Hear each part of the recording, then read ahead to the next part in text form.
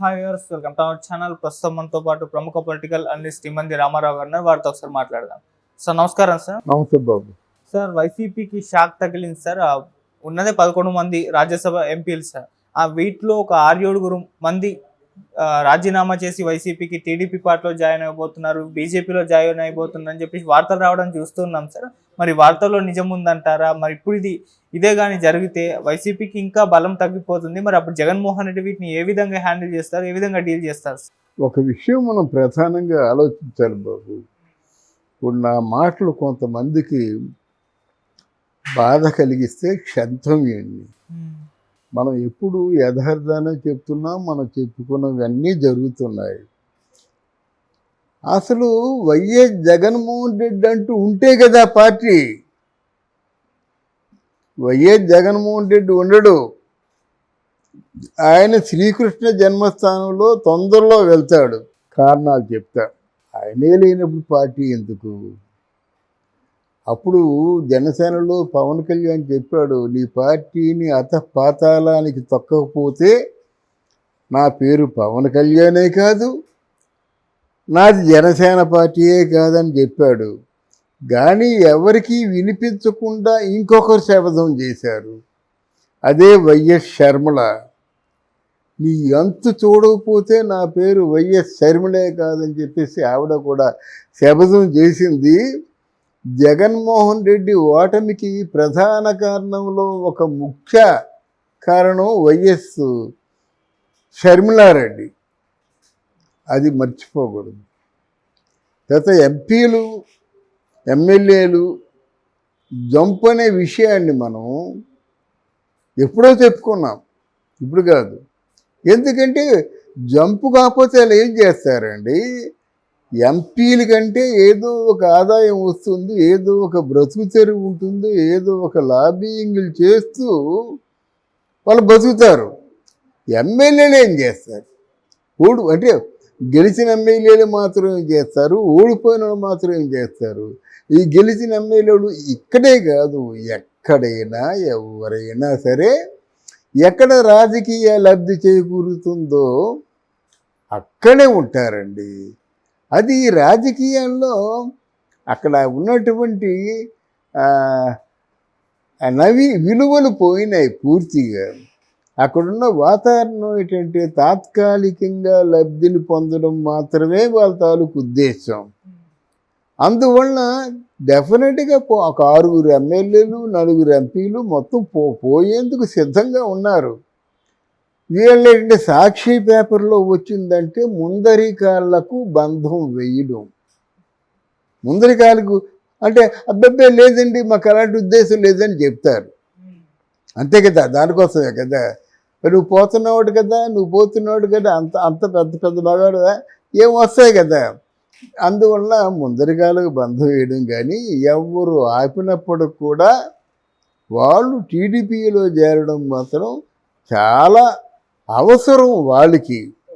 ఇకపోతే బేరాలు సారాలు అన్నది మరి మొదలుపెట్టింది ఎవరండి?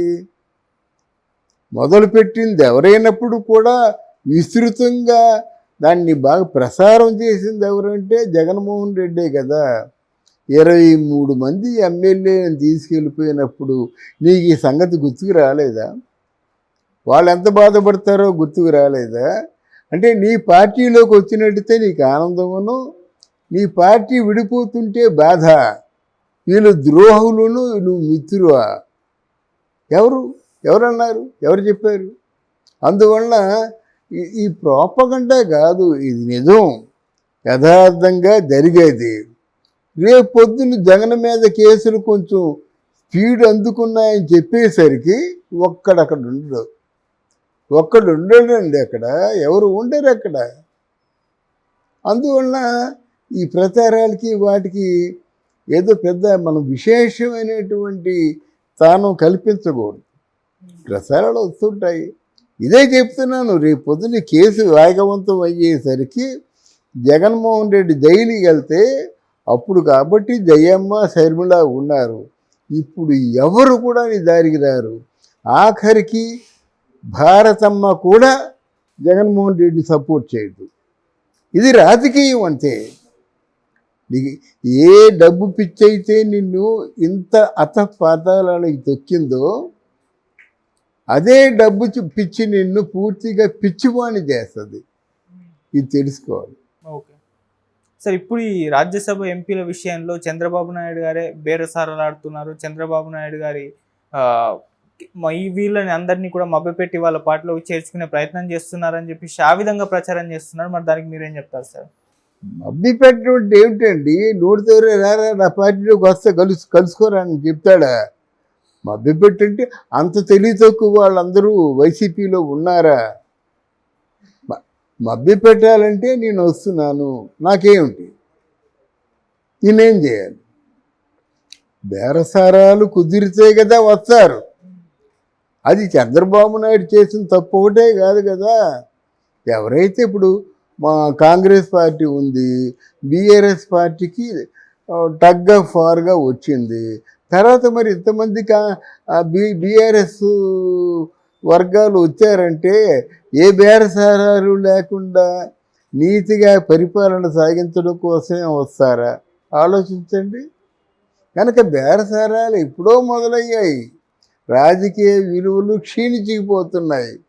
ప్రజాస్వామ్యంలో ప్రజాస్వామ్యం అన్నది నేతి బీరకాయ, అంతేగాని ఇవన్నీ జరిగే మాటలు కాదు. వారు ఖచ్చితంగా వెళ్ళిపోతారు. అడ్డంగా ఉన్నప్పటికీ కూడా వెళ్ళిపోతారు. తప్పులు చేసిన వాళ్ళు కూడా వెళ్ళిపోతారు. ఎందుకంటే మా కేసులు వస్తే, నేరాలు చేసిన వాళ్ళు కూడా వెళ్ళిపోతారు. వాళ్ళు మీ కేసులు వస్తే ఎవరు రక్షిస్తారు? నువ్వే రక్షించుకోలేని సమయంలో నిన్నెవరు రక్షిస్తారు అనే ప్రశ్న వాళ్ళ కుటుంబ సభ్యులకి వాళ్ళకు ఉంటుంది కదా. వాళ్ళకి ఒక ఫ్యామిలీ, వాళ్ళకి ఒక జీవితం ఉంటుంది కదా, రాజకీయ జీవితం. నువ్వు బాగులే ఉన్నావు అనో, లేదా నువ్వు బాగున్నావు అనో, జీవితాంతం నీకు వ్యక్తి చాకరీ చేస్తానని చెప్పేసి వాళ్ళు రాసి ఇవ్వలేదు కదా. గనక చేసుకున్న దానికి చేసుకున్నంత మహాదేవాన్ని నువ్వు చేసుకున్నావు. నీ తాలూకు నాయకులను అలా తయారు చేశావు. సరే, నేనేం చెప్తే అదే చెప్పండి, కానీ మీ సొంత బుర్రను ఉపయోగించు, మీ సొంత తెలివితేటలు ఉపయోగించొద్దని చెప్పాడా? అప్పుడు జగన్మోహన్ రెడ్డి కానీ ఆ సజ్జలు కానీ ఏం అనమని చెప్తే అది అన్నారు. ఎలా తిట్టమని చెప్తే అలా తిట్టారు. ఎలాగ హింసించమని చెప్తే అలా హింసించారు. లేకపోతే ఎక్కడైనా ఉందండి 5 సంవత్సరాల పాటు పోలీస్ స్టేషన్లో ఒక్క కేసు ఎఫ్ఐఆర్ చేయకుండా వాళ్ళు, అంటే యథాలాపంగా వాళ్ళని పూర్తిగా వాళ్ళని అరెస్టులు చేయడం, వాళ్ళ కేసులు పెట్టడం ఎంత అప్రజాస్వామికం అండి. తర్వాత మహిళా కమిషన్ అని చెప్పాడు జగన్మోహన్ రెడ్డి. ఆ మహిళా కమిషన్ని దిశ యాప్ ఓపెన్ చేశారు. ఎన్ని కేసులు బుక్ అయినాయండి? అలాగే దాని మీద ఎంతమంది మీద యాక్షన్ తీసుకున్నారు? అలాగే మహిళా కమిషన్ ఏం చేసింది? నిద్రపోలేదు. జనం ముందుకు వచ్చింది. ఎన్నిసార్లు వచ్చింది? దీని అంతటి కూడా అధినాయకుడు జగన్మోహన్ రెడ్డి కదా. ఈరోజు వెళ్ళిపోవడానికి కూడా కారణం కాంగ్రెస్ పార్టీ వాళ్ళు ఇతర పార్టీల్లోకి, ఎవరు మన చంద్రబాబు నాయుడు తాలూకు పార్టీలోకే వస్తారని కాదు, అవసరమైతే బీజేపీలోకి వెళ్తారు. వెళ్ళకూడదా? వాళ్ళ అధికారం ఉంది, అధికారం ఉంటే వెళ్ళాలి కదా. మరి దానికి ఈయనవుడు మాట్లాడడానికి అప్పుడు 23 మందిని తీసుకున్నప్పుడే ఆ తెలివితేటలు ఉండాలి. ఎవరైనా ఇదే చెప్తారు.